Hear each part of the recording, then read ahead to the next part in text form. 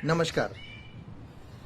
આજે વિક્રમ સંવત 2080 કારતક શુક્લ પક્ષ પાંચમ લાભ પાંચમ।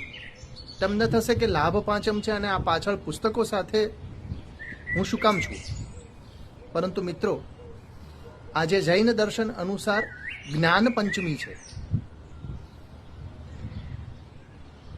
મિત્રો આપણે જાણીએ છીએ કે આપણા કર્મ આપણી નિયતિ બને છે, પરંતુ કર્મને જો આપણે જ્ઞાનથી પરિમાર્જિત કરીએ તો ચોક્કસપણે આપણે આપણી નિયતિ પણ બદલી શકીએ। આ જ દર્શન અનુસાર જૈન દર્શનમાં આજના દિવસે ગ્રંથોની પૂજા કરવાનું મહત્વ છે। તો